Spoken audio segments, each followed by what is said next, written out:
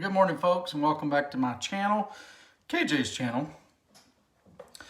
Sorry I did not post yesterday. It was kind of an interesting day, but I didn't get a whole lot recorded. But here you go from yesterday.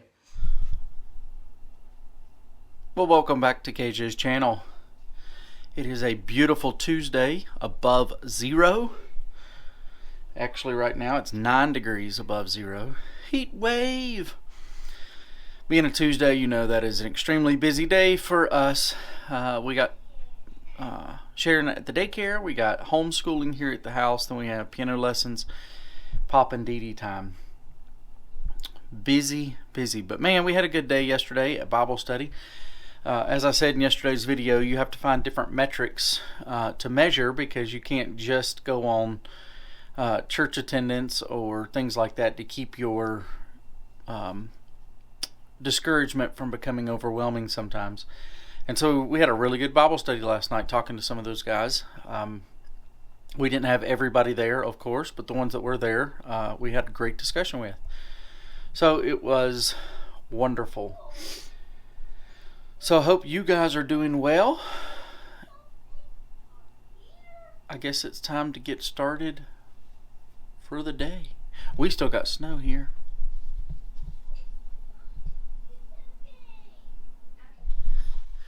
Now we're like the rest of the country. Our power just went out. But I have the wood stove going, so we have plenty of heat. And we can see. Wait, how come? So school continues. Dad, how come the GoPro can still work? It has a battery. Oh. Yeah.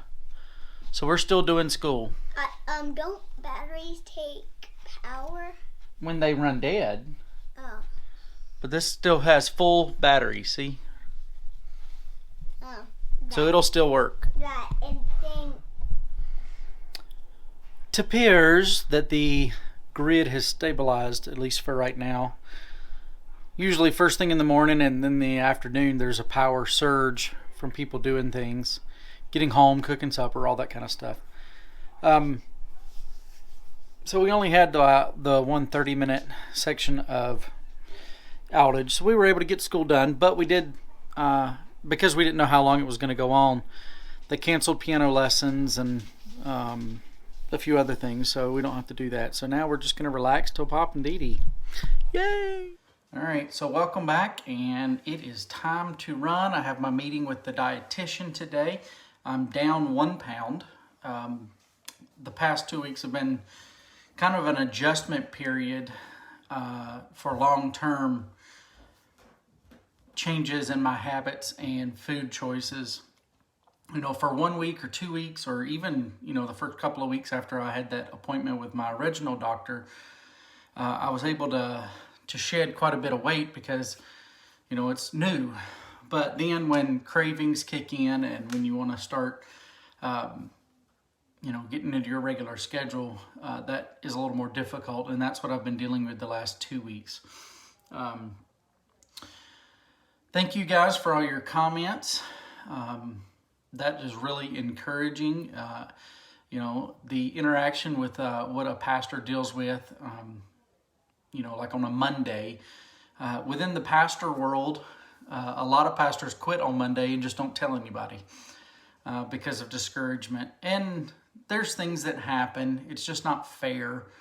But a lot of times pastors come, they're ready to preach, they're ready to feed their people, they're excited about the message that God has given them to share with their people.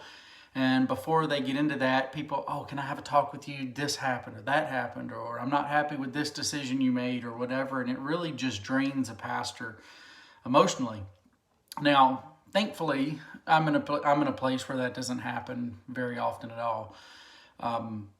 But people do share with me their burdens, and as a pastor who cares for them, I do tend to take those on emotionally, even though I know that I can't fix all of their problems. And so it's just the weightiness of a Sunday that often takes its toll on a pastor. So thank you guys for understanding that and letting me share.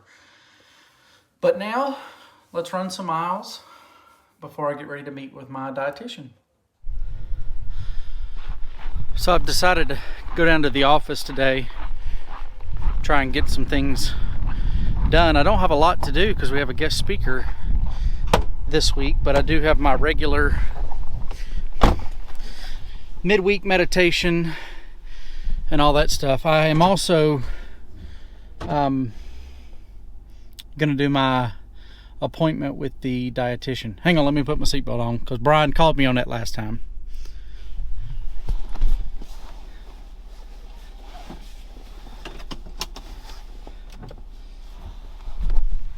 Okay.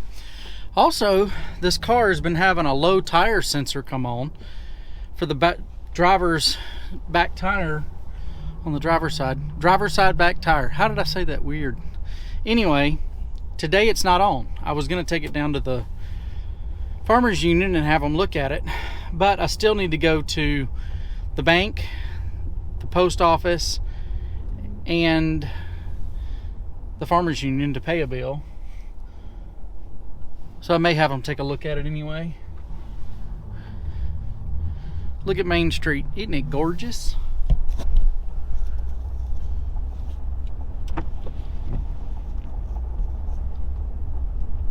Well, now the light came on, so now I won't feel bad taking it there. So I met with my dietitian this morning, and I've been doing some reading and preparing for sermon next week. As I said, we got a guest speaker this week that is a missionary that's going to be serving in Alaska. But I shared in my midweek meditation for our church about how our little church has had a big impact since we've been here. We've seen, I think I've counted about 18 to 20 different people who have been through our church at some point in time, whether they be ranch hands or they lived here for a little while and they moved on, or they grew up here and they've moved. But all those people that were loved on, taught, encouraged, whatever it may be, whatever the Lord used our church to do in their life, and they are now serving elsewhere. And, that is a huge, huge encouragement. As I said, you got to change your metrics. And a lot of pastors look at attendance and number of people as major sources of encouragement. So they say, well, I grew a church from this to this. Quite honestly, I think we've sent out more people than we've seen baptized. I don't think that's quite true. I don't know the exact number of baptisms that we've seen, or people who were away from the Lord and started to work with Him again.